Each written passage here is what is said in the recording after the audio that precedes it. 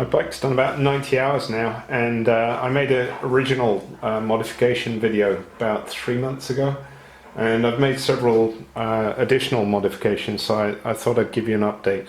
The biggest change I made was to the forks. I found the Explore forks good at lower speeds through rocks and roots, but when you go faster I found sometimes they could become unstable, and also if you're jumping you can quite easily bottom them out. So I did some research online, and I found a lot of people were giving the Dal Soggio modifications very good reviews.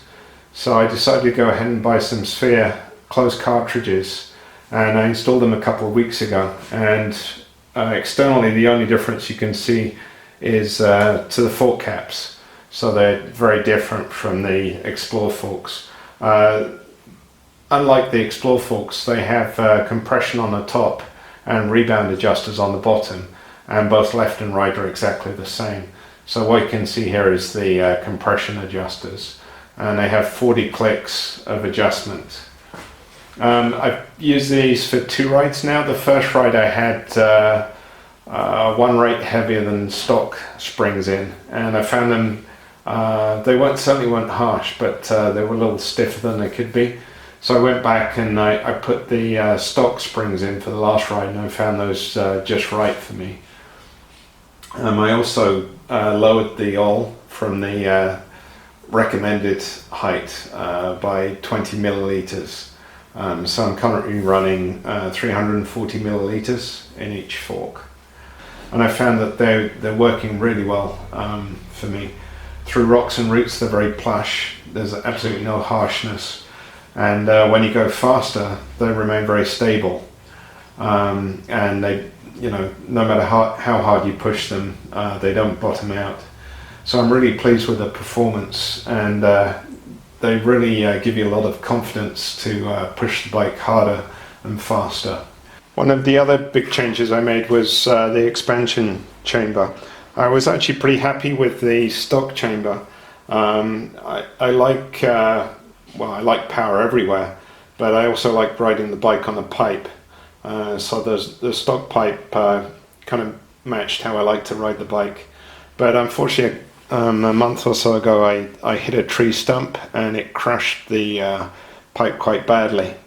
So I had to get a new one, and I decided to get the FMF Fatty, which is pretty similar in the characteristics to the stock pipe. But the fit is good, but you can see here it's shaped so it doesn't interfere with the Kickstarter. Also under the radiator it's shaped in, which allows the pipe to sit fairly high, and it's less likely to get damaged by rocks, etc.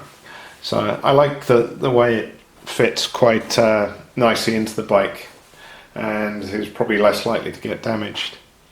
Then I got a Pro Carbon guard to protect the pipe, and you can see it fits pretty nicely all around. It's a little bit different, the fit with the stock carbon guard. It fits right up hard against the expansion chamber. The Pro Carbon ones, they actually have a gap all around them to keep them cool.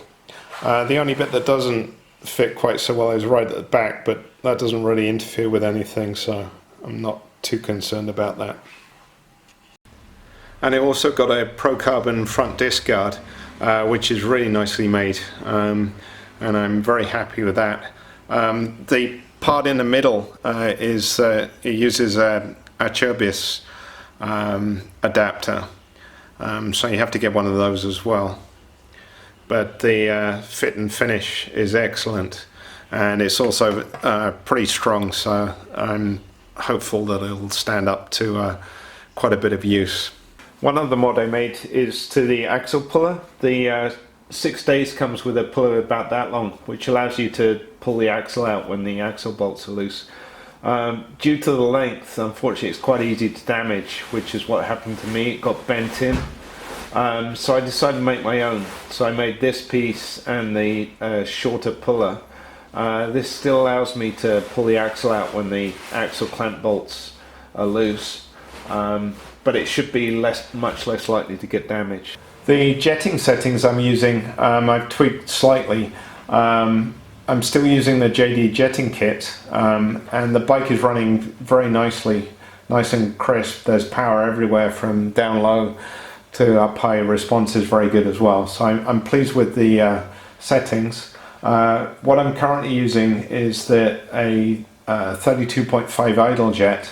The needle jet is the major change I made.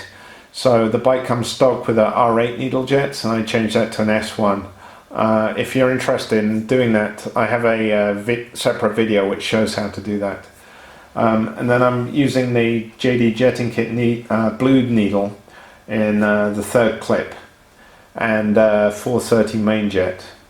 And then the air screw typically doesn't need a lot of adjustment, but I typically run it between 1.5 to 2 turns out, depending on the elevation of the ride.